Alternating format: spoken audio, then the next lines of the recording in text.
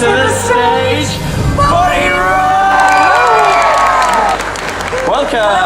Well, lovely. That was really weird because all the cameras started doing that. Yeah, I was like, oh. we can see things with our eyes as well as our cameras. No, not in 2019. It's not real unless you recorded it, I guess. Oh yeah. I mean, I was 9 years old when I auditioned, so I'd only probably just by about that age began to even have the patience to read books that were that long. But it was actually my older brother who had kind of got into the books a lot earlier than me. He had read, I guess at that point they'd only had 3 books out, but he had read them, and he was the one that really thought I was like Ginny, and he was the one that suggested that I go for an audition.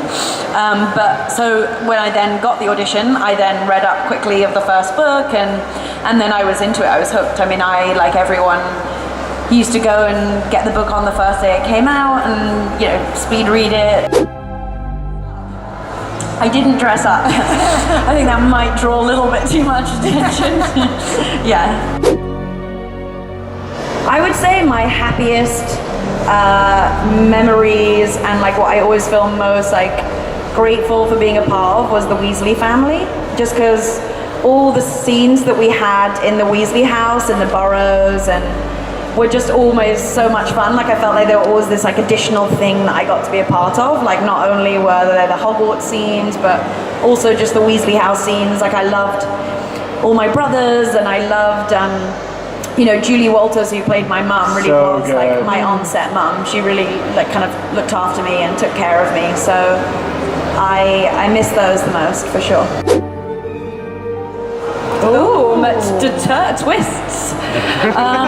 Well, I mean, Luna would be cooler, right? I mean, that would be a way cooler storyline. Yeah, defo. Yeah.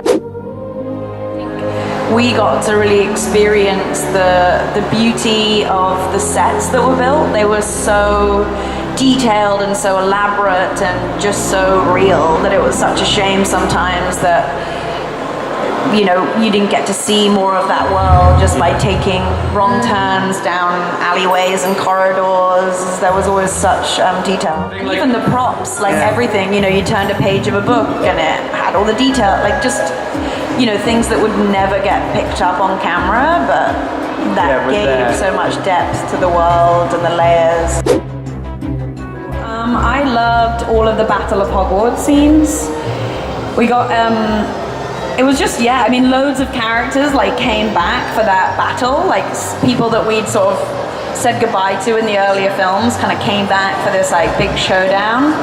And that had one of my favorite moments in it between me, Bellatrix, and Mrs. Weasley, when she stands up for me and gets Bellatrix. It's pretty good. Bellatrix. Oh yeah. She's the coolest.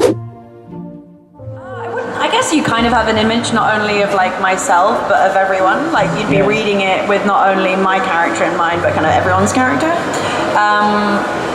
I would often have to read it twice. You read it the first time and the way you read it is like super disjointed because you're sort of imagining, I wonder how they're going to do that.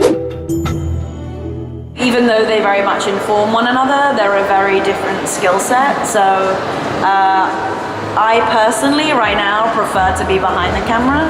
I know right now I'm in front of the camera talking to you all, but actually my most safer space is behind the camera. And I just love to collaborate, and I love that as from a directing standpoint, you get to work across all the departments. And I definitely have that way of thinking. Like I definitely think quite like laterally and encompass all the things. So it suits me very well. Yeah, I mean, I think having been directed as an actor, you understand like what's helpful and what's not helpful. Like I think for me, I don't want to get nothing from the director. I don't want to be complete free reign, but I also don't want to be told so much that I have so many directions in my head.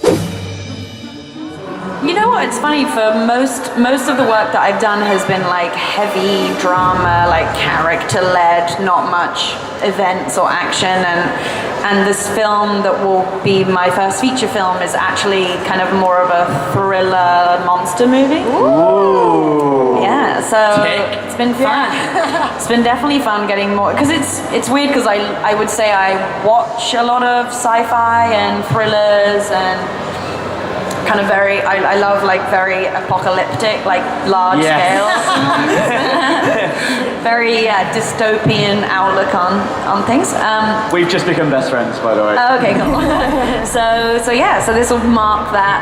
I guess I maybe never thought that I could do something of that scale. I mean, it's still very much like contained as like a small town monster movie, but I hope that will enable me to have my stepping stone into more sci-fi stuff.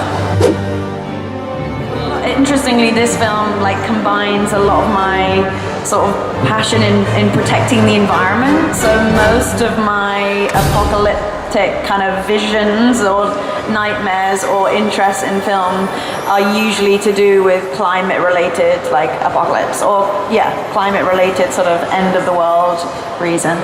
My monster essentially is that it represents pollution essentially. But the real monster is man, right? For sure. Yes. The monster's just the mirror up to man. So sadly, with the pollution or the polluter.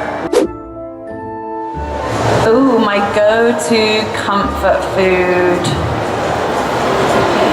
Chocolate, and you know what? I'm in the right place because I've eaten a lot of chocolate.